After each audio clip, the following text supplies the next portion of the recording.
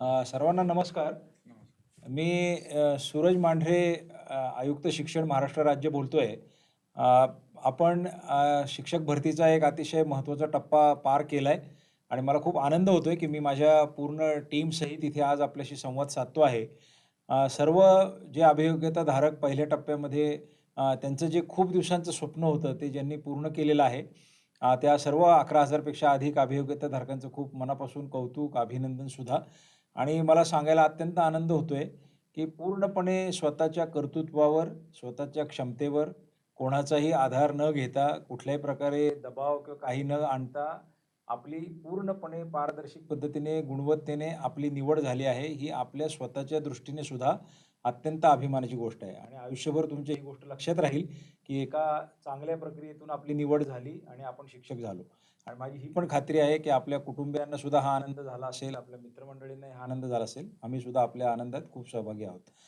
प्रश्न असा आहे, की भरती प्रक्रिया ज्यावेळेला आम्ही सर्वजण करत होतो, त्यावेळेला अनेक प्रवाद निर्माण केले गेले. अनेक प्रकारे वेगळे-वेगळे मतांतरे, काही गोष्टी सगळ्या सुरू होत्या. त्यावेळी आमच्या असं लक्षात आलं, की काही वेळेला गोष्टीची नीट माहिती न करून घेता, अर्धवट माहितीच्या आधारावर किंवा काही वेळेला तर माहिती असून सुद्धा ती नसल्याचे दाखवून काही मंडळी काहीतरी प्रवाद निर्माण करतात. त्याचं खंडन त्या वेळेला काही प्रमाणात केलं, पण आमची सर्वांची धारणा ही होती, की आपलं कामच हे सगळं काही दाखवून देईल, की आपण नेमकं काय करतो आहोत ते. त्याला उत्तरं देत बसण्यापेक्षा आणि आज खरंच तशी परिस्थिती आहे. आज हा निकाल लागल्यानंतर ज्या काही निवड झालेल्या मुलांच्या तर चांगल्या प्रतिक्रिया आल्याच, कारण त्यांचं नोकरी पण त्यांना मिळते आहे आणि त्यांचं स्वप्न पूर्ण झालं. परंतु काही कारणामुळे ज्यांना आज नोकरी मिळू शकली नाही, अशांनी देखील या व्यवस्थेचं कौतुक केलं. मला स्वतःला ते खूप मोठी एक पाठीवरची थाप वाटते, की त्यांचा विश्वास या व्यवस्थेवर आहे आणि त्यांना ही खात्री आहे, की पुढे देखील भविष्यात ज्यावेळी कधी भरती होईल, त्यावेळेला अशाच प्रकारे होईल आणि तेव्हा तरी ते नक्की सामील होतील. म्हणून आम्ही सगळेजण एकत्र बसलोय, की जे या काही कारणामुळे या प्रक्रियेत निवड होऊ शकले नाही, त्या मंडळींच्या मनामध्ये काही संभ्रम आहेत. कधीतरी त्यांना असं वाटतं, हे स्वाभाविक आहे. आम्ही सगळेच जण कॉम्पिटिटिव्ह एक्झाममधनंच या पदापर्यंत पोहोचलेलो आहोत. तर बऱ्याच वेळेला असं होतं, की आपली निवड होत नाही. मग आपल्या मनात कधी संभ्रम निर्माण होतो, कधी राग निर्माण होतो, कधी निराशा येते आणि काही मुद्दे उपस्थित होतात, की कशामुळे हे सगळं झालं असावं आणि मग कोणीतरी त्यात आणखी काहीतरी जर चुकीची माहिती देऊन जर आपल्याला काही सांगायला लागलं, तर त्याच्यावर आपला पटकन विश्वास बसतो. तर ते होऊ नये म्हणून आम्ही समाज माध्यमांवरती तर सगळेच जण खूप ॲक्टिव्ह आहोत, की आमचे अकाउंट फेक आहेत का काय? असं वाटावं इतके ॲक्टिव्ह आहोत, पण ती खरी आम्हीच उत्तरं देत असतो.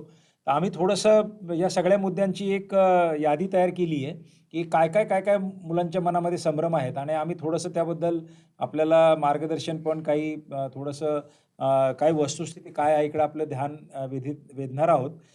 काही मुद्दे असे आहेत, की आरक्षणाच्या बाबतीमध्ये बऱ्याच मुलांनी असा मुद्दा उपस्थित केला आहे, की ह्या धोरणामध्ये काही बदल झाला का? किंवा आरक्षित प्रवर्गावर काय अन्याय झाला का? किंवा दुसरीकडून खुल्या प्रवर्गाकडून पण ही एक नोंद अशी येते, की खुल्या प्रवर्गावर काही अन्याय झाला आहे का? तर अन्याय मित्रांनो कुणाचवर झालेला नाही. जे शासनाचं धोरण आहे, जे कोर्टाचे निवाडे असतात, त्या सगळ्याचं पालन करूनच भरती होत असते. मुळात कधी काय झालं किंवा कसं व्हायला पाहिजे ह्यापेक्षा जे झालंय ते नियमानुसार योग्य आहे का नाही हे आपण बघितलं पाहिजे. तर मला वाटतं शिंदे सर. साहेब माझे सहकारी आहेत, उपसंचालक खूप सुरुवातीपासून ते येस सर. ह्या सगळ्या प्रक्रियेमध्ये आहेत. तर मला असं वाटतं की थोडीशी मुलांच्या मनामध्ये आहे ना, की हा सुप्रीम कोर्टचा नेमका निकाल काय आहे आणि आपण जी भरती आता केली आहे त्यात नेमका आरक्षित प्रवर्गाला स्थान दिलं आहे का नाही? का खुल्यामध्ये एकही व्यक्ती आपण घेतलेला नाही. खुला अगदी पूर्ण खुला ठेवला आहे आणि आरक्षित फक्त रिझर्व्हेशनवर ठेवलंय. असं काही झालं आहे की काय हे त्यांना थोडंसं कुतूहल वाटतंय. सर अगदी बरोबर. मुलांना साहजिक आहे असं वाटणं. परंतु निवड प्रक्रियेमध्ये जे गुणवत्तेनुसार उमेदवार असतात, अशा सर्वच उमेदवारांना, त्यामध्ये आरक्षित प्रवर्गातील उमेदवार असतील, अनारक्षित प्रवर्गातील उमेदवार असतील, सर्वांना यामध्ये सहभागी केलेला आहे. कुठल्याही प्रवर्गाला यामध्ये वंचित ठेवलेलं नाहीये.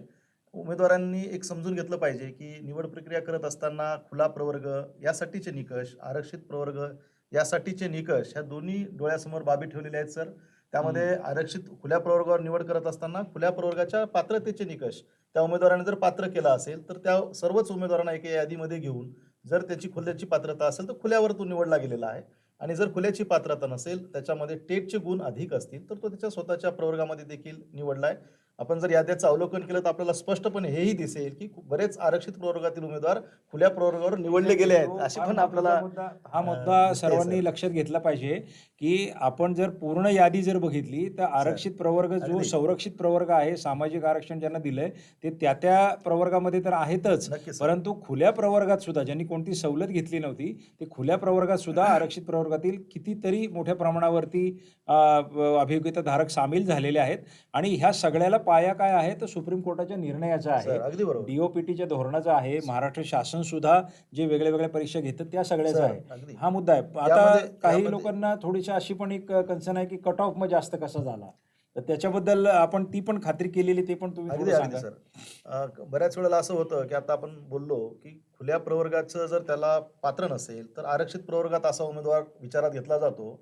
मात्र या उमेदवार गुणवत्तेनुसार टेटमध्ये कदाचित या उमेदवाराला अधिकचे मार्क्स आहेत, परंतु खुल्या प्रवर्गात तो पात्र नसल्यामुळे तो नैसर्गिकरित्या त्याच्या आणि आरक्षित खुल्या प्रवर्गात लागतो. प्रवर्गात तो पात्र ह्याच्यासाठी पण असू शकतो की त्यांनी वयाचा येस. फायदा घेतला असेल, शैक्षणिक सवलतीचा फायदा घेतला असेल, म्हणून तो खुल्यासाठी पात्र नाही, पात्र पण नाही, त्याची परंतु गुणवत्ता आहे आहे म्हणून गुणवत्ता तो आहे, त्या तो तिथं त्याच्या पात्र प्रवर्गात होतो. लागलेला आहे. त्या ठिकाणी मात्र अपवादात्मक काही ठिकाणी अशी आपल्याला परिस्थिती दिसते की खुल्याच्या कट ऑफ पेक्षा आरक्षित प्रवर्गाचा कट ऑफ याच कारणाने दिसतो कारण त्या उमेदवारांनी कुठेतरी सवलत घेतली आहे, वयाची Yes. सवलत असेल, शैक्षणिक पात्रतेची सवलत असेल किंवा टीईटी सीईटीची सवलत असेल, म्हणजे त्यामुळे त्याचा तो त्याचा नोकरीचा अधिकार नाही, डावलला नाही. गेलेला नाहीये, कुणाचाही त्याचा अधिकार नोकरीचा अधिकार येस सर, अजिबात येस. डावलला गेला नाही. त्यांनी जर तो सवलत योग्यता घेतली नसेल याच्यात तर तो आरक्षित प्रवर्गात गेला, येस येस. तो सवलत घेतली नसेल तर खुल्या प्रवर्गात नक्की गेलाय, नक्की. आणि जर सवलत घेतली असेल तर आरक्षित प्रवर्गात, येस. म्हणजे दोन्ही गोष्टीचा लाभ त्याला लाभ दिला गेलेला आहे. तिसरा मुद्दा काही बाबतीत असा येताना दिसतो की प्रेफरन्स देताना काही मंडळींनी कमी प्रेफरन्स दिले, मग ते आता म्हणतात आमची निवड नाही झाली. तर आता प्रेफरन्स देताना असं काही बंधन होतं का किंवा आपण कमी प्रेफरन्स द्या किंवा काय? माझ्या माहितीप्रमाणे सर 500-600 प्रेफरन्स अगदी दिलेले अगदी खरं सुद्धा. आहे, खरं आहे सर. हं. आपण म्हणता त्याप्रमाणे उमेदवाराला जे प्राधान्यक्रम जनरेट झालेले होते त्या प्राधान्यक्रमात लॉक करण्यासाठी कुठलीही अशी आपली ही ऑनलाईन प्रक्रिया असल्यामुळे मर्यादा ठेवलेली नाही. उमेदवार अनलिमिटेड प्राधान्यक्रम भरू शकत होता. काही उमेदवारांनी त्याच्या सोयीचे उमेदवार प्राधान्यक्रम भरले असावेत, त्यामुळे कदाचित त्याच्या बाबतीत हा प्रश्न निर्माण झाला असेल. तो त्याचा वैयक्तिक प्रश्न आहे. त्याला कदाचित अन्य ठिकाणी, तो समजा पश्चिम महाराष्ट्रात असेल, त्याला विदर्भात जायचं नसेल, तर कदाचित त्याने तिकडले प्राधान्यक्रम भरले नसावेत. एक्झॅक्टली, म्हणजे प्रेफरन्सवरती कोणती मर्यादा नव्हती. नव्हती सर. आपण सगळे प्रेफरन्स, अगदी. आणि मी पाहिलेलं आहे की 500-500 प्रेफरन्स, भरलेत 200-200 सर. प्रेफरन्स भरलेले आहेत. त्यामुळे उद्या आपण 3 आणि 4च प्रेफरन्सेस दिले आणि आपली जर निवड नाही झाली तर त्याला कोणीच काही करू येस. शकत नाही. तो आपण घेतलेला निर्णय आहे. शेवटचा एक मुद्दा असा आहे की आता समजा हे सगळं आपण केलं, तरी पण आम्हाला काही शंका राहतात. आता आपण बुलेटिन पण येस काढतो, सर. दररोज शंका निरसन करतो आहोत, सगळं करतो आहोत. तरी जर एखाद्याला ही पक्की धारणा आहे की माझ्यावर अन्याय झालाय किंवा, तर आपण यावेळेला तक्रार निवारण समिती हे एक नवीन आपण येस सर. उपक्रम करतो यावेळेला, की थोडीफार पण गुंजाइश राहू नये आणि चुकीच्या कुठल्यातरी व्यक्तींकडे जाऊन त्यांचा सल्ला घेऊन काहीतरी प्रॉब्लेममध्ये जाण्यापेक्षा आपण अधिकृतरित्या एक व्यासपीठ निर्माण करून दिली, तर मला असं वाटतं ते पण आपण थोडं सर, सांगूया. यामध्ये आपण तक्रार निवारण व दुरुस्ती समिती या नावाने आपण एक समिती गठीत केली आहे सर. त्या समितीचं नेमकं काम उमेदवाराचे जे काही वैयक्तिक त्याच्या मनामध्ये शंका आहेत की आपली निवड का झालेली नाही, तर त्याला आपल्या या तक्रार निवारण समितीकडे अर्ज करता येईल. यासाठी आपण एक फॉर्मॅट डेव्हलप केला आहे सर. आज आपण तो बुलेटिनमध्ये आपण प्रसिद्ध करूयात. तो फॉर्मॅट आपण त्यांना देऊयात. त्या फॉर्मॅटमध्ये उमेदवार माहिती भरतील आणि त्यासोबत त्याचे काही पुरावे असतील किंवा हो. एखाद्या उमेदवाराला जास्त मार्क, कमी मार्क असताना निवडलाय, मला मात्र जास्त होते, माझी निवड झाली नाही, असं जर त्याचं काही ग्रीव्हन्स असेल किंवा याशिवाय त्याचं वैयक्तिक स्वरूपाचं जे काही निवडीबद्दलचं ग्रीव्हन्स असेल, तो ग्रीव्हन्स आपल्याकडे देऊ शकेल सर. त्यामध्ये Yes. आपण एक कमिटी केली आहे. ते कमिटीचे सदस्य त्याचं ग्रीव्हन्स पाहतील आणि त्याचं ग्रीव्हन्स सोडवतील सर. आणि आमची सूचना अशी आहे की ही जी तक्रार निवारण समिती आहे यामध्ये फक्त आणि फक्त व्यक्तिगत पातळीवरचे आपण ग्रीव्हन्स द्या. आपण प्रशासनाने काय सुधारणा केल्या पाहिजेत किंवा भविष्यात काय केलं पाहिजे याकरता आपण वेगळ्याने आम्हाला शासकीय जो आमचा ईमेल ॲड्रेस आहे तिकडे संपर्क करू शकता. बऱ्याच वेळा असं होतं की लोक काही पण व्यक्तिगत स्वरूपाचे सुद्धा, म्हणजे माझं एका मुलीवर प्रेम आहे आणि तिच्याशी माझं लग्न होऊ शकत नाही कारण मी पास नाही झालो, आपण दुसरा राऊंड कधी करणार. आता हे प्रेम वगैरे, लग्न वगैरे, हे आमचा अनुभव त्यामध्ये थोडा कमी आहे. त्यामुळं त्या बाबतीमध्ये आमच्याशी ईमेलद्वारे संपर्क नाही करावा. पण जर खरंच तुम्हाला असं वाटत असेल की कुठेतरी काही चूक झालंय, तर पुराव्यानिशी कृपया तक्रार करा. बरेच जणांचं असं दिसून येतं की ते काहीतरी मेसेज पाठवतात, आम्ही शहानिशा करतो आणि त्यात काही तथ्य नसतं. तर ह्यात काय होईल की खऱ्या तक्रारींचं निराकरण करायला मग आम्हाला वेळ कमी पडेल. तर तसं न करता आपण आता खूप सुशिक्षित, सुसंस्कृत आणि भावी शिक्षक आहात सगळेच जण. तर आपल्याला समजलं पाहिजे, की ग्रीव्हन्स रेज खरंच आपला ग्रीव्हन्स हा व्हॅलिड ग्रीव्हन्स आहे का? आणि डायरेक्टर रँकचे अधिकारी ते सगळी कामकाज करणारे त्यांच्या वेळेचा पण आपण योग्य वापर करून घेतला पाहिजे. आणि आम्ही फॉर्मॅट करून देणार आहोत. त्या फॉर्मॅटमध्ये जे तक्रारी येतील तेवढ्याच आम्ही घेणार आहोत. कारण फॉर्मॅट अतिशय विचारपूर्वक तयार केला आहे. साधारणपणे काय शंका किंवा धारणा असू शकतात याचा अभ्यास केला आहे आम्ही. त्या ज्या मेसेजेस आम्हाला आले किंवा ईमेल आले, त्या सगळ्या त्यात सामावलेल्या आहेत. तर त्या पद्धतीने आपण करू आणि पुरावे जरूर जोडावेत. पुरावे न जोडता जर आपण फक्त मोघम तक्रार केली, तर ती तपासता येणार नाही. तपासण्यामध्ये अडचणी अडचण. निर्माण होतील डेफिनेटली. दुसरं काही मंडळींचं असं म्हणणं आहे, की आपण सुरुवातीला इंग्लिश मीडियमसाठी एवढ्या जागा राहतील असं म्हणलं होतं. त्यावर बरेचसं काही मंडळींनी असं हे पण निर्माण केलं, की सर. आता जणू काही सगळ्या जागा इंग्लिश मीडियमला जाणार नाही, महाराष्ट्रातल्या नाही, आणि असं नाही. कोणाला काही मिळणार नाही, तर ते त्यांच्यावर फार वाईट वेळ येईल वगैरे, वगैरे. आता आपल्या व्यवस्थेनेच उत्तर दिलंय सगळ्या गोष्टींना, की सर. नेमकं काय झालंय. आणि काहींनी बिंदू नामावलीबद्दल पण असेच अगदी. प्रश्न निर्माण केले होते, की अमुक ठराविक गोष्टींना काही मिळणार नाही वगैरे, वगैरे. आता ह्या सगळ्या दोन्ही ज्या वावड्या होत्या, त्या आपल्या निकालानेच त्या शांत केल्यात. त्यावर काही वेगळं भाष्य करायची गरज नाही. पण मला असं वाटतं, की जो एक मुद्दा राहतो, की काही कन्नड माध्यम, उर्दू माध्यम किंवा ह्या मुलांनी सुद्धा काही आपल्यासमोर मुद्दे उपस्थित केले. तर मला वाटतं उर्दू माध्यमाबद्दल थोडीशी क्लॅरिटी सर, करायला पाहिजे. उमेदवार ज्यावेळेस निवड प्रक्रिया करतो, त्यावेळेला 6वी ते 8वीच्या गटामध्ये भाषा विषय इंग्रजी असेल, भाषा विषय मराठी असेल किंवा जो काही भाषा विषय आहे, त्या भाषा विषयाच्या बाबतीमध्ये उमेदवाराचं पदवीचा जो विषय आहे सर, तो आपण विचारात घेतलेला आहे. आणि जर उर्दू माध्यमामध्ये इंग्रजी भाषेची जर जागा आली असेल, तर त्यामध्ये आपल्याला महत्त्वाचं आहे, की तो इंग्रजीच्या विषयाचं त्याला अध्यापन करायचं आहे. त्या अनुषंगाने विद्यार्थ्याचं पदवीचा इंग्रजी विषय विचारात घेऊन सर्व विद्यार्थ्यांना जे काही त्यासाठी पात्र असतील, प्रवर्ग असेल त्याचा किंवा खुल्या प्रवर्गाची जागा असेल, ह्या सर्व बाबी विचारात घेऊन त्या उमेदवाराला प्राधान्यक्रम दिलेत आणि मूळ सर त्या उमेदवाराला तिकडे जायचं असेल, हं. तरच तो उमेदवार तिथं प्राधान्यक्रम एक्झॅक्टली, देणार आहे. एक्झॅक्टली. त्यामुळे ज्या उमेदवाराची उर्दू माध्यमात उर्दू माध्यमाशिवाय असं प्रकर्षाने नावं जरी दिसत असली, तर त्या विद्यार्थ्याला इंग्रजी विषयाचं शिकविण्यासाठी तिथं जाणार आहे. त्यामुळं राइट. इथं काही चुकीचं याचं झालंय वाटत अशातला नाही. प्रकार नाहीये. बरोबर. आता त्यामुळं राइट, राइट. अगदी थँक यू. सर. तर मला असं वाटतं, की हे जे सगळे मुद्दे आहेत ना, हे आपण जर ते कोर्टाचे न्यायनिवाडे, शासनाचं धोरण आणि सगळं जर वाचलं, कट ऑफबद्दल वगैरे, वगैरे, तर हे सगळे शेवटी हे लोकप्रशासन आहे. सर्वांचं 100% समाधान इथे कधी होत नसतं. पण बहुतांश नियम जे आहेत ते मात्र बिनचूकपणे पाळावे लागतात. ते पाळून आपण काम केलेलं आहे.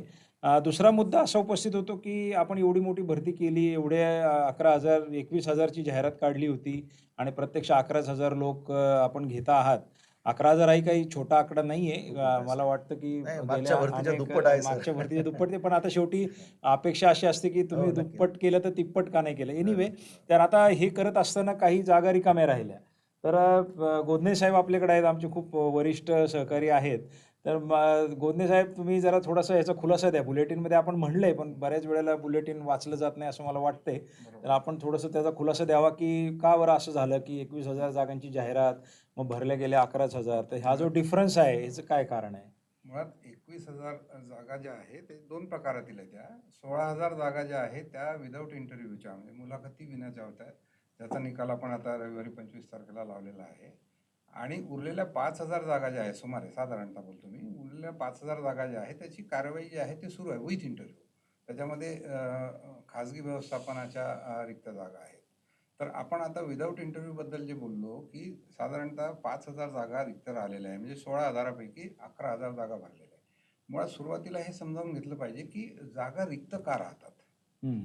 मुळात कसं आहे, की केवळ मला TIT परीक्षेमध्ये अभियोग्यता चाचणीमध्ये गुण मिळालेले आहे आणि मी प्रिफरन्स दिलेला आहे, म्हणून मला तिथे सिलेक्शन होतं असं नाही. त्या उमेदवारांची शैक्षणिक पात्रता तपासल्या जाते, त्याची व्यावसायिक पात्रता तपासल्या जाते, त्याचं माध्यम तपासलं जाते, त्याचं वय तपासलं जातं त्या उमेदवाराचा जर तो मागासवर्गीय असेल तर. सामाजिक आणि त्याचं समांतर रोस्टर जे आहे ते तपासल्या जाते आणि त्याचे जे अध्यापनाचे विषय आहे, मग ते 1ली ते 5वीचा गट असो, 6वी ते 8वीचा असो, 9वी 10वीचा असो किंवा 11वी 12वीचा असो. आणि महत्त्वाचं म्हणजे या सगळ्या बाबी ज्या आहे या एकत्रितरित्या तपासल्या जातात. हं. ते महत्वाचं आहे यामुळे- जास्त. हा, हे अत्यंत महत्वाचं म्हणजे आहे. ही भरती जी आपली आहे ही अशी कुठल्याही एका एका विषयाची पदासारखी नाही, नाही एका पदाची की आता नाही. एखाद्या ठिकाणी तुम्हाला एक क्लार्क पाहिजे तर बाबा 100 क्लार्कने हो. अर्ज केला, 10 पदं होती, 10 क्लार्क भरले गेले. हो. इथं म्हणजे तुम्हाला आपल्याला विषय, त्याचं समांतर आरक्षण, अगदी, त्याचं अगदी, त्याचं अगदी. सामाजिक आरक्षण, त्याचे स्वतःचा संस्थेचा प्रेफरन्स, अगदी. कोणत्या विषयासाठीची ती जागा होती ती, हो. हे 5ही बिंदू जेव्हा टिकमार्क होतील तेव्हाच ते पद भरलं जाईल. एकत्रितपणे ऍट ए टाइम ज्याला हा, आपण त्यातला म्हणू. एक जरी बिंदू म्हणजे एखाद्याकडे 4 बिंदू त्याचे क्लिअर झालेत आणि त्या संस्थेला त्यांनी प्रेफरन्सच दिला नाही तर त्या संस्थेची नाही जागा होणार, रिकामी नाही राहील. होणार. अगदी तर बरोबर. अशा पद्धतीने ही भरती जी आहे ही आपण अशी समजून घेतली पाहिजे हो. की ही काय एकल पदाची भरती नाही की हो. सर्वजण पात्र. इथं मुळात सगळे लोक त्या पदासाठी पात्रच नसतात, बरोबर. त्याच्यात काही ना काहीतरी मिसिंग गोष्टी आहेत. बरोबर आहे, बरोबर आहे. बरं, आता मुद्दा हा आहे की हे ठीक आहे की जागा रिकाम्या राहिल्या, बऱ्याच जणांच्या मनात ही शंका आहे की मग आता तुम्ही सोडून देणार का, हे पुढं काय करणार, हे 5,000 जागा भरणार का नाही भरणार आणि कधी भरणार? बरोबर आहे. आपण या जागा ज्या आहे, रिक्त जागा ज्या आहे या सोडून देणार नाही आहे. एक साधारण आपण जागा रिक्त ज्या आहे याचा 2 अँगलनं किंवा 2 पद्धतीनं विचार करणार आहे. एक, ज्या जागा रिक्त आहे त्याचं रोस्टर काय आहे शिल्लक असलेलं, हम्म. त्या व्यवस्थापनाचं. आणि दुसरं म्हणजे त्या व्यवस्थापनाचा अध्यापनाचा विषय, ज्याला आपण 1 ते 5चे आहे काय, 6 ते 8चे आहे काय, 6 ते 8 असेल तर भाषेचे आहे काय, भाषा असेल तर मग इंग्रजी, मराठी, हिंदी, किंवा तिकडे विज्ञान असेल तर मग विज्ञानाचे आहे काय, गणित विज्ञानाचे आहे काय, गणिताचे आहे काय, वगैरे वगैरे. प्रत्येक इयत्तेचा भाषा आणि इकडे रोस्टर याचा आपण साकल्यानं अभ्यास करू. आणि अभ्यास सुरू आहे तो अर्थात. आणि यानंतर आपण त्या सक्षम प्राधिकाऱ्याची परवानगी घेऊन कुठल्या जागा कायदेशीर मार्गाने भरता येते, कुठल्या जागा कन्व्हर्ट करता येते, याचा सगळा अभ्यास करून आपण लवकरात लवकर नजीकच्या आपण त्यावरती भविष्यामध्ये येऊ. लवकरात येस येस येस. लवकर कारण या मागच्या वेळी पण जागा असंच भरल्या झालं जातील. होतं की काही जागा तर शेवटपर्यंत रिकाम्याच राहिल्या, तर आता आपण ती वेळ येऊ देणार नाही. जसं तुम्ही अगदी. बघितलं की मागच्या वेळी अगदी. निकाल जाहीर व्हायला सुद्धा कमी पद असून 40 दिवस जागा लागले लागत होते. असेल, yes. आज आपण 10-15 दिवसात ते केलंय. तर 8 तसेच दिवस. 8 दिवसात 8 8 ते 9 दिवसात. दिवस, तर हा. ठीक आहे. तर तसंच पद्धतीने आपण हेही निकाल नक्की घेऊ. थोडासा पेशन्स ठेवावा लागेल. Yes, sir. आणखी एक मुद्दा असा येतोय की हे तुम्ही 2022चं सगळं करताय काम, 2017चे काही लोक काही कारणामुळे शिल्लक राहिलेले वगैरे आहेत. माझ्याबरोबर आपले सलील वाघमारे पण आहेत, ते आमच्या टीमचे सदस्य आहेत. तर सलील, तुम्ही काय याचा अभ्यास केलेला की हे 2017चं काय नेमकं पुढं होणार आहे? सर, 2017मध्ये ज्या टेटच्या परीक्षेमध्ये जे विद्यार्थी पात्र ठरले होते त्यांची भरती आपण यापूर्वीच केलेली आहे. पण या भरती प्रक्रियेमध्ये काही अपात्रता, गैरहजर इत्यादी कारणामुळे काही पदं रिक्त आहेत हे मान्य आहे. या पदांवर भरती होईल का, कधी करणार, अशा काही शंका आपल्याकडे येत आहेत. त्यावर मी असं सांगू इच्छितो की याचा आपण अभ्यास करत आहोत. किती जागा आहेत, साहेब जसं म्हटले त्याप्रमाणे रोस्टर कसं आहे, आणि शासन निर्णय, न्यायालयीन निर्णय यांचा साकल्याने अभ्यास करून या पदावर भरती करण्याचा आपण प्रयत्न आपण डेफिनेटली करू. लवकरच कारण करत आहोत. 17मध्ये जे अभियोग्यताधारक होते त्यांच्याबद्दल आपली पूर्ण सहानुभूती आहे की आपण त्यांच्यावर कोणता अन्याय होऊ देणार नाही. फक्त अडचणी आहेत की त्याच्यात काही कोर्ट केसेस पण आहेत. शासनाकडे आपण सर कळवलेलं हां, आहे. कोर्ट केसेस हां. पण आहे. त्या दोन्ही सगळ्या बाबीचा एकत्रित हे आपण सगळे जरा एकत्र विचार करावं लागतं. म्हणून माझी विनंती हीच राहील की आपण निष्कर्षावरती लगेच येऊ नये. म्हणजे काही कुणाचं एकदम आता झालं बाबा, एंड झाला या विषयाचा, असं काही होत नसतं.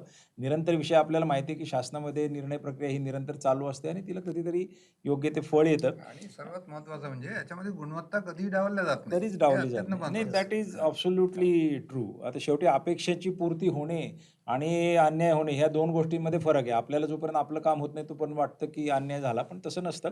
शेवटी आपल्याला नियम वगैरे पाळूनच सगळं करावं लागतं. बरोबर. एक लास्ट पॉईंट आहे की आता ही भरती प्रक्रिया एका बिंदूपर्यंत आता आली. आपण 11,000ची यादी लावली, सगळं काही केलं.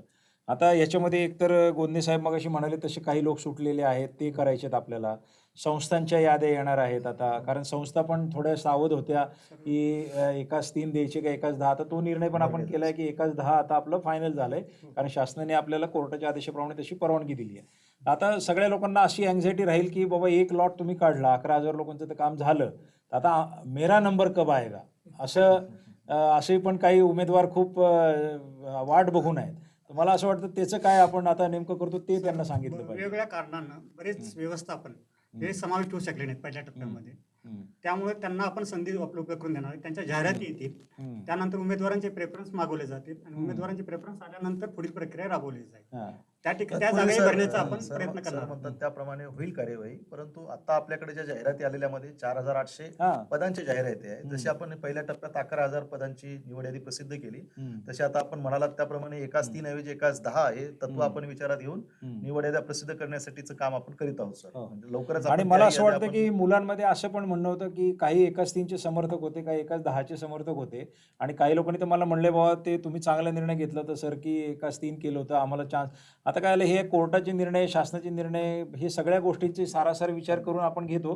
पण मला तुम्हाला हे सांगायचं आहे की जसं मी भरती प्रक्रियेमध्ये पण म्हणलो होतो की तुम्हाला जर कुठल्याही प्रकारावर कुणी गैरप्रकाराला बळी पाडत असेल ना, तर मी तुम्हाला पुन्हा एकदा सांगतो की आपण टेलिफोन रेकॉर्डिंग, फोटो रेकॉर्डिंग आणि हे सगळं करा आणि तुम्ही मला तरी अशी अपेक्षा आहे की अत्यंत दर्जेदार शिक्षक आणि स्वाभिमानी शिक्षक आणि कोणत्याही दबावाला बळी न पडणारे शिक्षक आपल्याला निर्माण करायचे, तरच ते चांगले विद्यार्थी निर्माण होतील.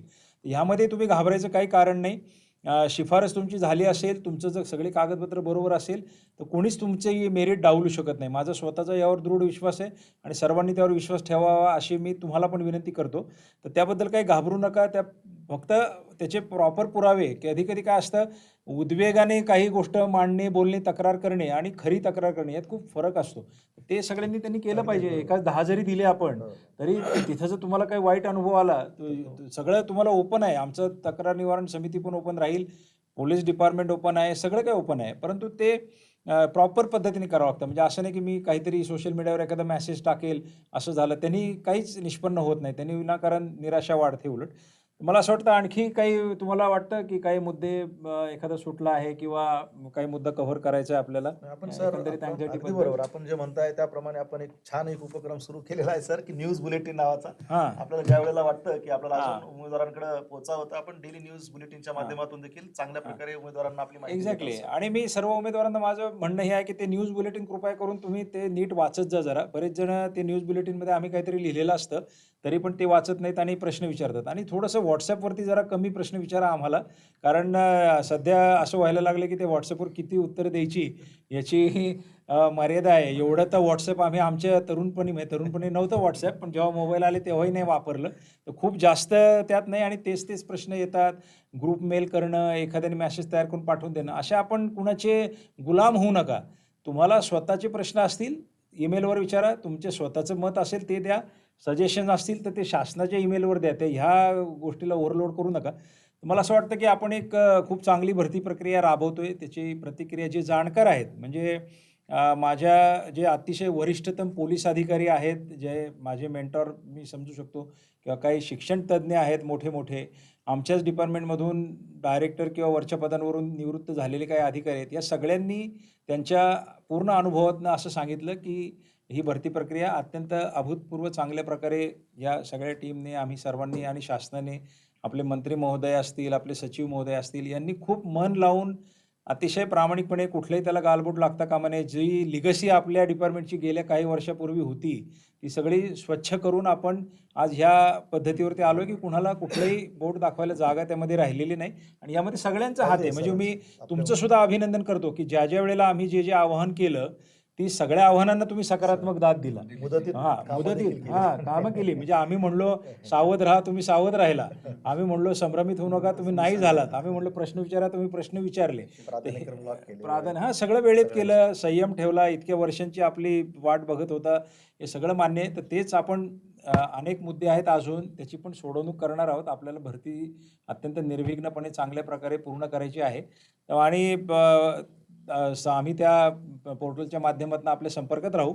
तर मी पुन्हा एकदा तुम्हा सर्वांना शुभेच्छा देतो. ज्यांचं सिलेक्शन झालं ते उत्तम शिक्षक होतील, चांगलं काम करतील. एक अत्यंत दर्जेदार मोठ्या पदावर आपली नियुक्ती झालेली आहे, ज्याची तुलना कशाशीच होऊ शकत नाही. त्याकरता तुमचं अभिनंदन करतो. ज्यांची निवड अजून झालेली नाही, कारण अजून अभी पिक्चर बाकी आहे. त्यामुळं अजून बरेच पदं बाकी आहेत, अजून बरीच प्रक्रिया बाकी आहे. त्यामुळं लगेच तुम्ही प्रक्रियेबद्दल संभ्रम निर्माण कराल आणि असे लक्षात येईल की 1 महिन्यानंतर तुमचं सिलेक्शन होईल, तेव्हा मग लोकं तुम्हालाच प्रश्न विचारतील, म्हणजे तुम्ही असले काय भानगड करून सिलेक्ट झालात काय?